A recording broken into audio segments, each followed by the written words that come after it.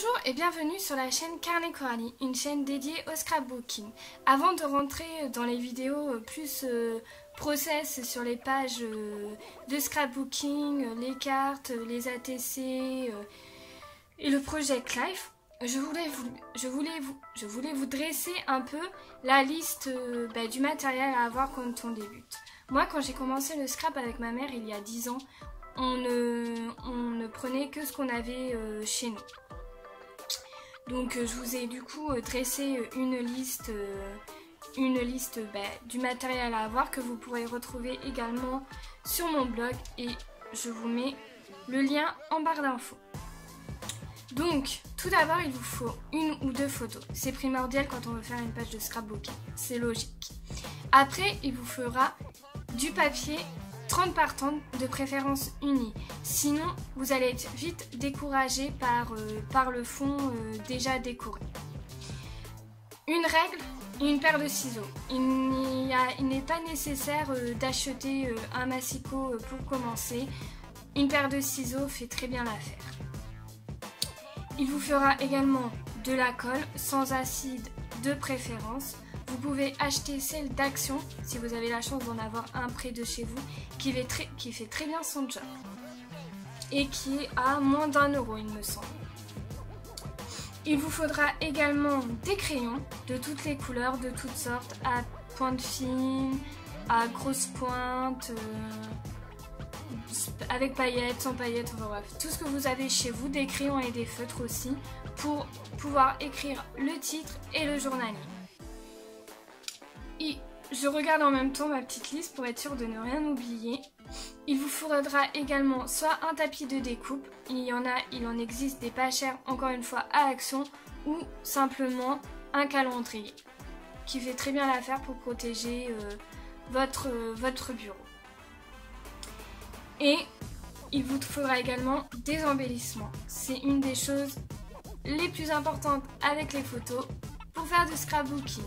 Donc soit vous pouvez en acheter des pas chers à Action, il y en a de toutes sortes pour tous les goûts, il y a même des alphabets, donc voilà, si vous n'aimez pas votre écriture ou si vous avez eu peur de vous lancer parce que vous pensez que ça va être soit trop gros soit trop petit, vous pouvez aller là-bas et acheter des alphabets en stickers. Ou sinon, vous pouvez utiliser ce que vous avez chez vous. Donc moi j'ai commencé avec des attaches parisiennes, elles n'étaient pas très belles, c'était ce qu'on a acheté dans les grandes surfaces, mais j'avais la technique de les colorer avec du vernis. Bon, c'était pas top parce que le vernis s'en allait à chaque fois, mais bon, ça peut être une technique pour commencer. Ou vous avez aussi des perles, des boutons, de la ficelle, de la laine. Enfin, je suis sûre que vous avez tout ça chez vous. Il faut juste un peu fouiller dans les tiroirs et vous demander si ça pourrait faire un joli embellissement pour votre photo. Donc voilà, je pense que pour le matériel, c'est à peu près tout. Au final, quand on commence, vous voyez qu'il ne faut pas grand chose et que ça coûte pas si cher que ça. Après, si vous avez déjà été dans un atelier, si vous avez ou un salon de loisirs créatifs et que vous savez que le scrap vous plaira, vous pouvez acheter un kit. Il y en a à Cultura et voilà, et vous avez tout ce qu'il vous faut dedans. Donc maintenant que vous avez tout le matériel, vous savez pas trop par où commencer, on est d'accord. Même moi encore aujourd'hui, je me demande un peu comment je vais mettre cet embellissement, où est-ce que je vais mettre le titre. Enfin, c'est normal hein, quand on débute surtout d'avoir la page blanche, c'est normal. Donc là, vous pouvez aller sur le site Pinterest. Je vous mettrai en barre d'infos mon Pinterest avec directement le tableau où j'enregistre très souvent des sketchs avec une ou plusieurs photos. Et en fait, un sketch, ça vous permet de voir où placer votre photo, où placer vos embellissements, votre titre. Bien sûr, après, vous pouvez adapté à votre sauce, hein. C'est pas quelque chose de figé, hein. En scrapbooking, il n'y a pas de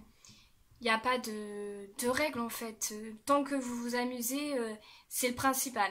Après, sinon je peux vous conseiller aussi d'aller sur la chaîne de Stéphanie, la papeterie de Stéphanie, et de faire les 3 dictées qu'elle a déjà réalisées sur sa chaîne.